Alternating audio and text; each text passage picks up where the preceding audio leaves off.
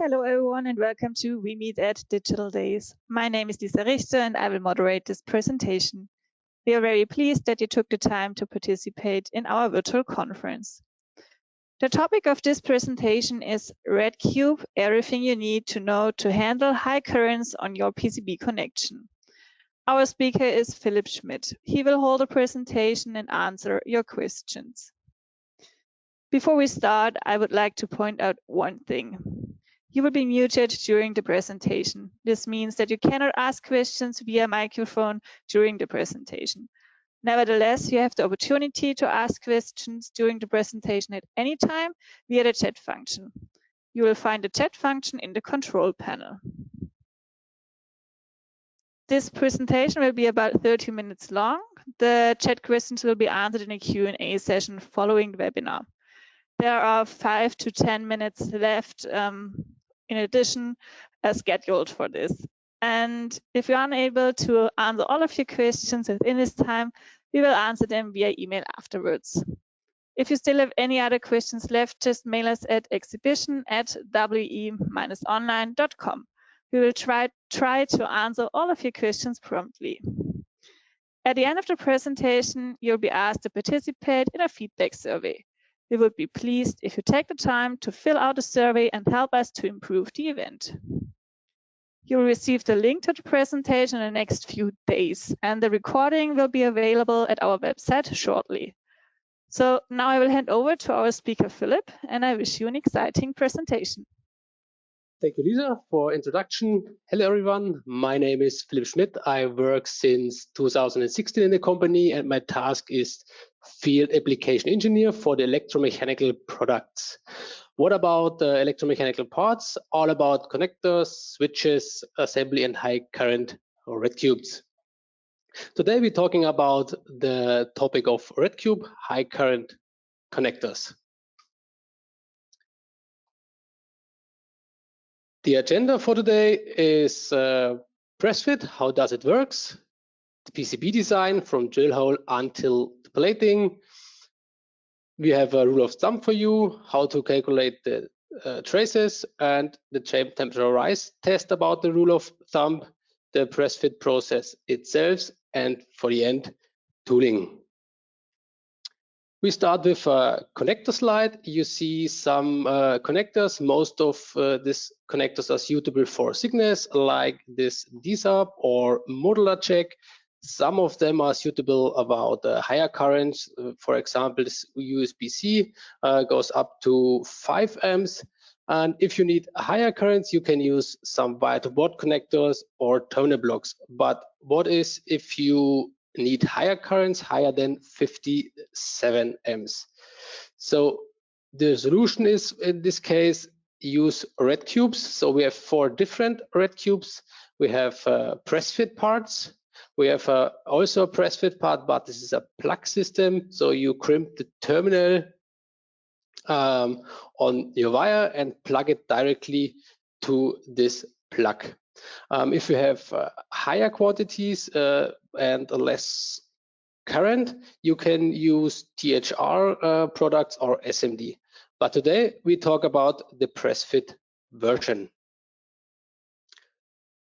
Pressfit, how does it work? So the Pressfit REDCUBE is a solder-free connection.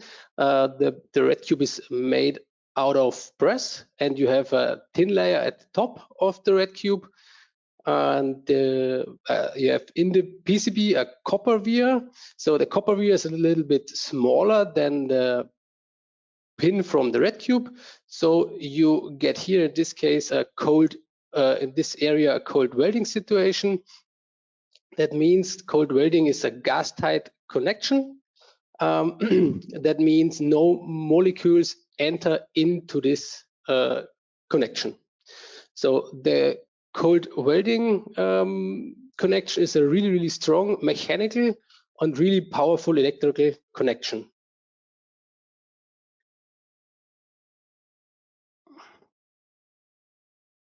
Low resistance is always a really good idea when you transfer high currents, because you get no additional warming. Here on the right side, you see a test PCB. Here's measurement the resistance with 2 REDCUBE parts, and the result is divided by 2, and you get the result of 1 REDCUBE. The test is specified by IEC 60512-2-1. Usual solar power connectors have a resistance lower than 20 milliohm, and Pressfit connections like our REDCUBE have resistance lower than 200 microohm. So you see the resistance is really low in this connection. When we look on the Pressfit parts, we have 3 different types. So here you see the dual row version. If you have some copper in your PCB and you want to transfer current from one side to the other side, you can use this dual row version. Then we have a circumference version. Here you have pins around the REDCUBE part, and you can transfer the current around from the element. If you need the maximum holding force, you can use the full plane version. This is this REDCUBE here. Each pin gives you maximum holding forces. Here you can see a derating curve from a circumference type, also from this type here. All derating curves end at 150 degree. Why end it here? So that is because the FR4 material of the PCB are suitable up to 150 degree. When we look on one example, so for example, the blue line, you see the maximum current of this part is 240 amps. So that is not the limit. So that's the limit for the Pressfit part, for the REDCUBE part. But you have other limits on your application. So here, for example, you see this gray line. When we look here, you see the gray line is a cable, 35 square millimeter, and this is suitable up to 158 amps. So be careful. You always have other limits, or in most cases, you have other limits on your PCB.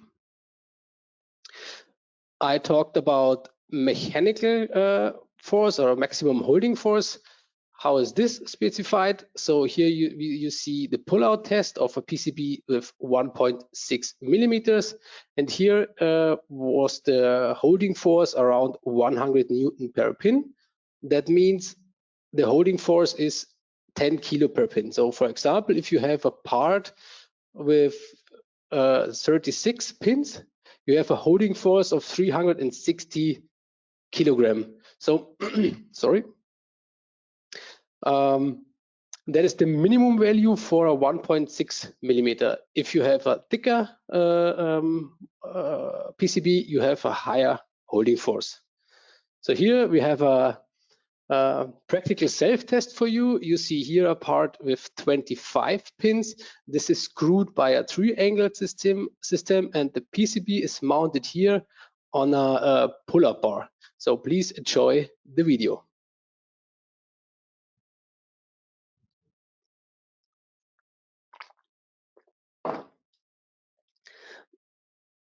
This guy weighs around 75 kilograms. So you see the connection and the holding force is really high and really good.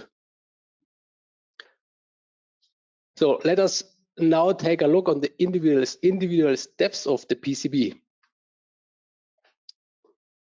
Here you see, or we start in the PCB with a drill hole. So here, this drill hole have a diameter of 1.6 millimeter with only plus tolerance. Why we have only plus tolerance? Our pin here have a diameter of 1.6 millimeters. So if the drill hole is smaller than 1.6, we press our pin into the FR4 material. And you know, and I know, FR4 material is not the best connection or not the best electrical connection. After drill hole, we bring some copper inside to the PCB. So here in this case, the orange ring, the minimum of copper we have to bring in the PCB is 25 micrometers. And the optimum is in between 30 and 40 micrometers. But be careful, the more copper you have, the harder is the press-in process at the end. So when we have the copper inside the PCB, we need a protection on the PCB. Sorry, my laptop make a break.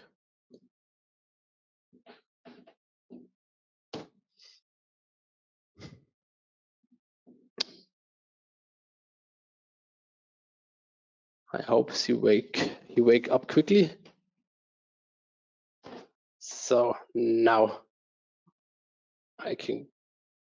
So here you see the copper protection. Here is its tin, and the final diameter is 1.475 millimeters.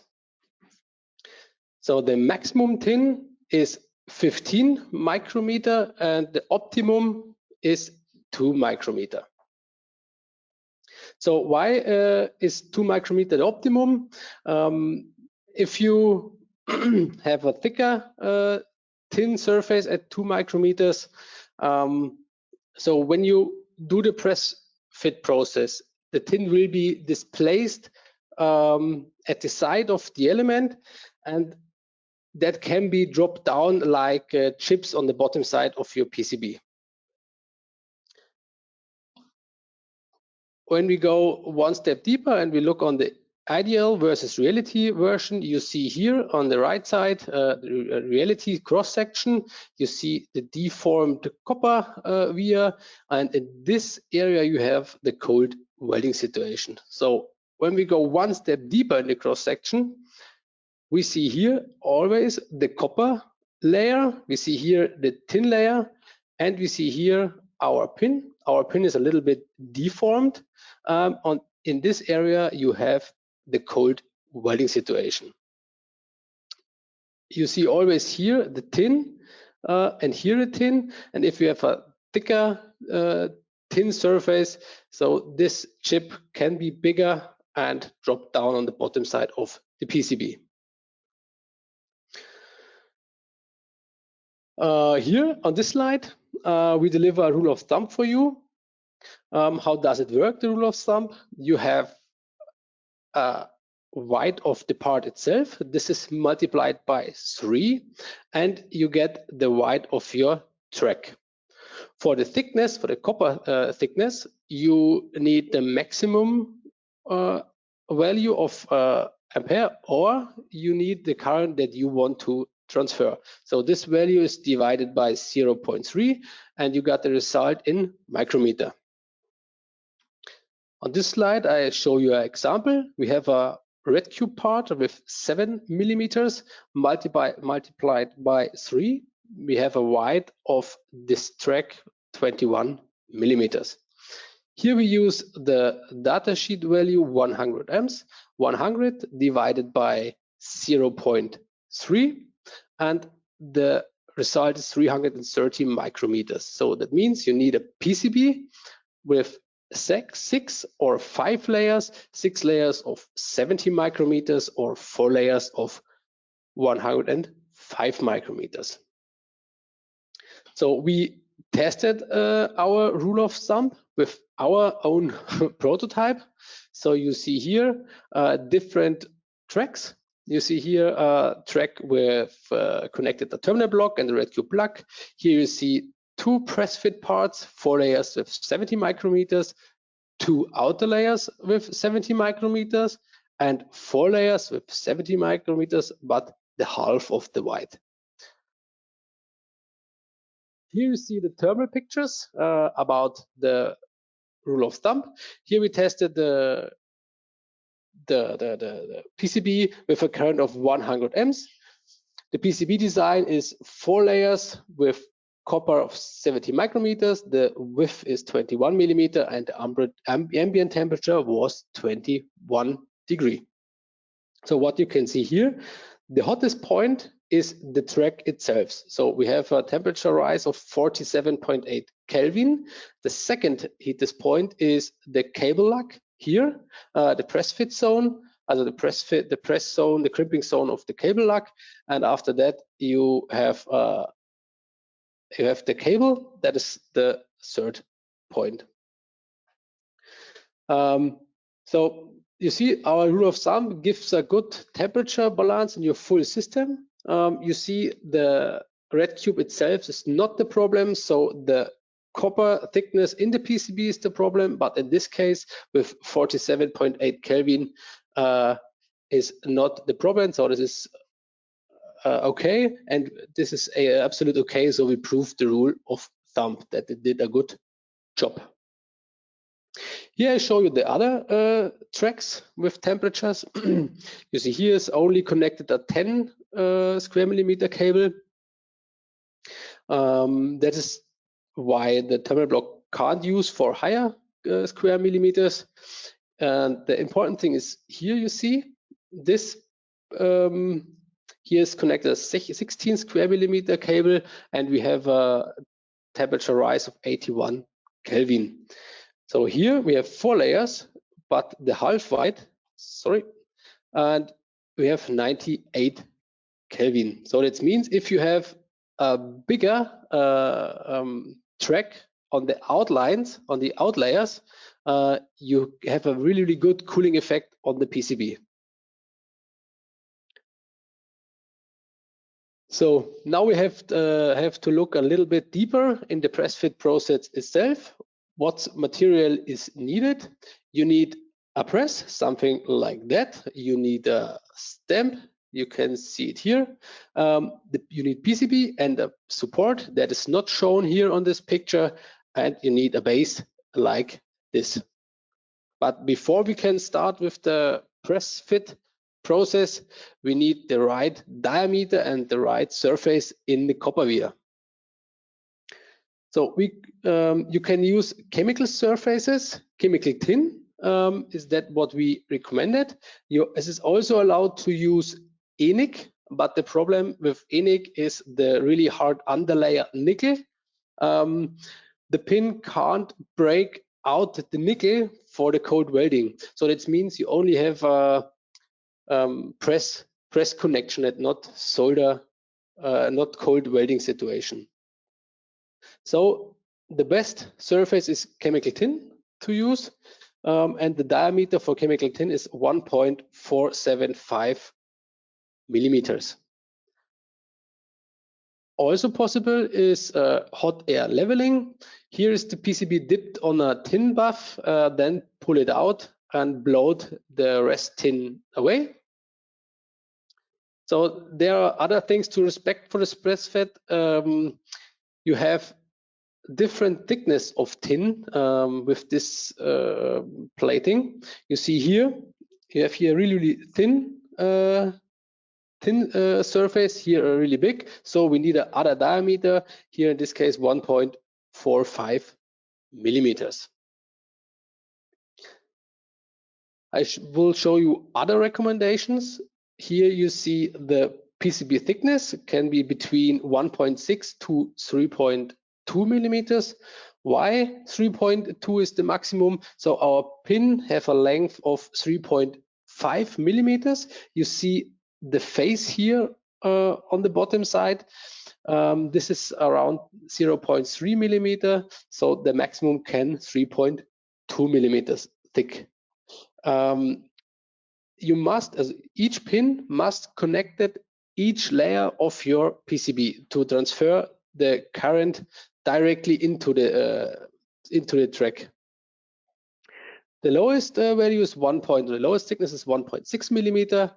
That is why smaller PCBs are not strong enough to hold the press-in force. On the right side, you see other recommendations. Here we have a minimum distance of 4 millimeters to other SMT or THR parts. Are you near at 4 millimeter to the PCB? This problem is the ferrites, for example, ferrites can, about the bending of the PCB in the press fit process, get some cracks. And the other way is you need a minimum distance of to the edge of the PCB, and there's minimum 3 millimeter. That's because the bending. But how does it work, the press fit process? Here I will show you a short video.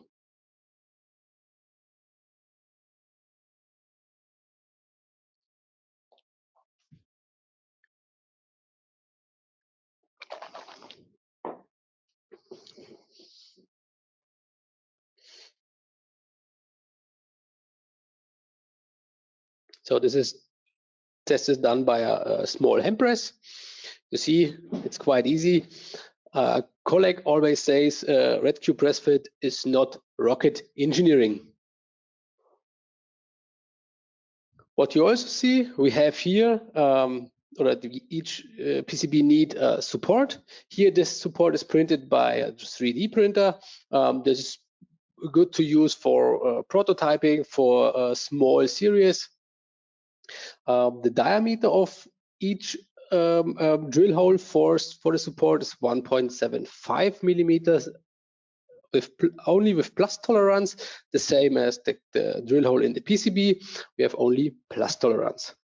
So 3D printing supports can use for a small series or for prototyping. If you have higher series, so please use a version metal or wood or other harder materials. So the diameter of the drill hole is the same like this from the 3D printing, 1.75 millimeters. Here you see these two metal pins. They are located your PCB in the right direction. Also, you can use a frame design. So like this, you see here the PCB are located with the right angled frame, or what also is possible to use a metal support with a frame around the PCB. So that is up to you. What is better for your application, what is better to use in your series. And on this slide, I show you a customer example. And here you see you don't must support the full PCB. It is enough to support the part around 3 millimeter of the press fit zone. So this is up to you how to design your support for the REDCUBE part. Here I recommended some other information to the step itself. So if you have the part with internal thread, you can press on the top side of the part into the PCB. So if you have a part with external thread, you need a little bit modified stamp. You need a stamp with a drill hole. It is not allowed to press on the top of the thread. The problem is the thread, in the press fit process, you deform the thread, and after that you can't use a nut for screw your cable on the REDCUBE part. Here you see a two-part element. We have here a ground element and a support element, and the support element is pressed into the ground element. How does it work? Here you can see already a short video.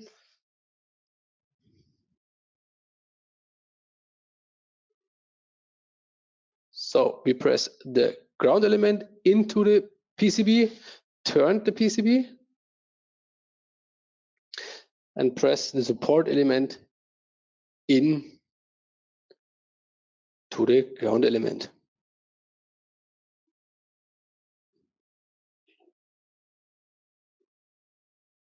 So now you have a perfect connection, for example, for a board-to-board connection.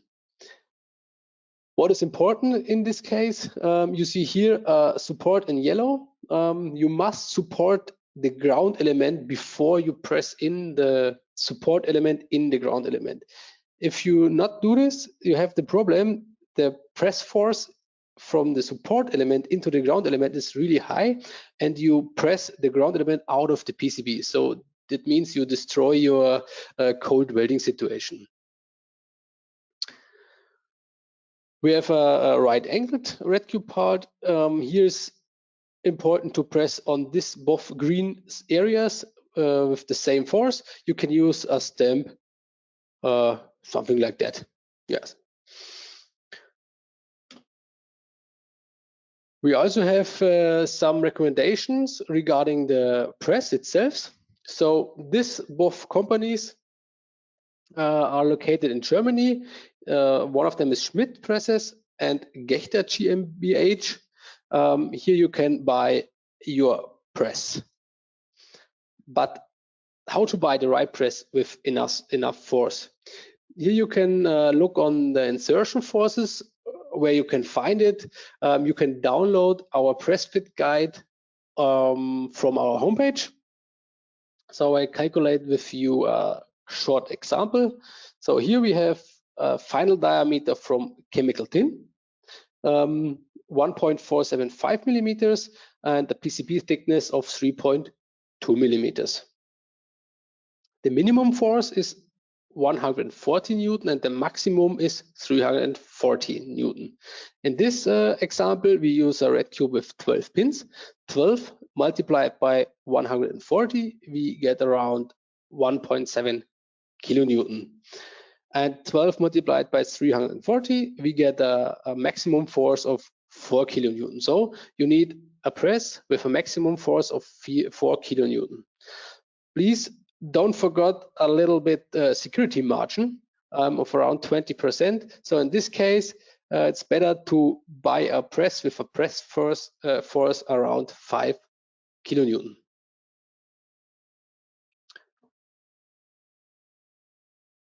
Some slides before you see this value, it's called gap. The minimum gap is 0.1 millimeter. Why we need the minimum gap? So each PCB have some tolerances in the thickness, and when you press the part on the top of the PCB, it can be possible you destroy or you damage your PCB.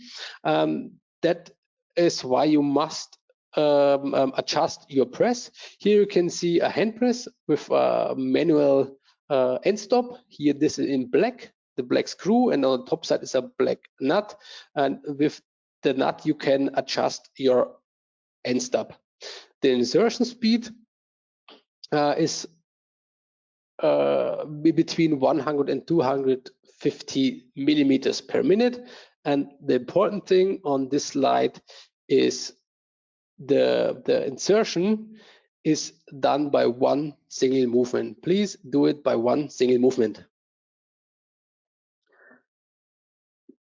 After you have the press-fit parts in the PCB, you need a cable lock, or you need the plug for a REDCUBE plug system. Here the most important, or the benefit here is the surface of this both parts are the same like our REDCUBEs. So you get a really low resistant connection. At the end, I will show you some customer pictures. Here you see on the left side a double side mounting. One of the REDCUBEs, the first line is mounted from the bottom side and the second line is mounted from the top side. A really good idea is to mount a laminate fuse. So why is this a really good idea? About the low resistance in the press fit area here and here, and low resistance in the connection area of the fuse. So that means the fuse works really precise. Also a good idea is the connection of an IGBT for switching high currents. And here on the right side, you see the board-to-board connector, so the two-part element. Here, and in this case, was a welding machine. Also, you can use for example, the REDCUBE plug in a copper bar distribution. The current is distributed over the copper bar system with the REDCUBE plugs. So now I'm done with this webinar, and I hope you enjoyed it, and I'm waiting for your questions. Thank you very much. Thank you very much, Philipp, for your interesting presentation. Like you already mentioned, we will now look to your questions. Maybe we'll start with the first question. One attendee is asking, I have PCB with 4 mm. Is the Pressfit part still working? With the standard parts, you can't use 4 mm PCB. In this case, you need a special part with a little bit longer pins. So 4 mm is the highest version that you can use for the PCB. If you have longer pins than 4 mm or longer than 4.3 mm, the problem is the pins are bending in the press fit process. Okay, great. So there are a lot of questions. Let me check which one we should use now. Do I need to have a PCB finish with tin, or can I use ENIC as well? You can use ENIC as well. So the problem with ENIC is the hard underlayer of nickel. So the pin can't displace the nickel for the cold welding situation. Okay. Then one attendee is asking, how many parts can you press in 1 hour? Oh, this is a really special question. So that is up to your tools. So if you have an automatic press and an automatic machine for press the parts, so the quantities goes really high. So if you fast, you can press around 100 up to 500 pieces in 1 hour or more. It's up to you. It's up to your colleagues, or up to you. Okay, great. So just a short note, if we can answer all of your questions now, you will get an email later. So let's go to the next question. Are REDCUBE suitable for ISM circuit technology?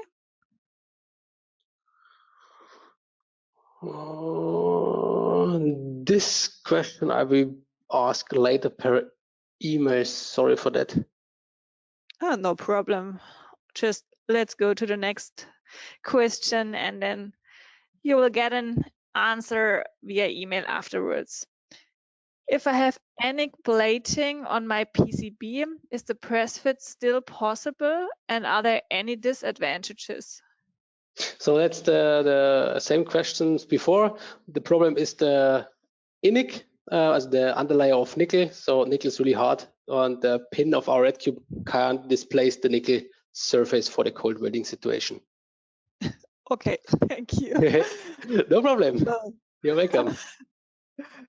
next question. Do you recommend a supplier for the support?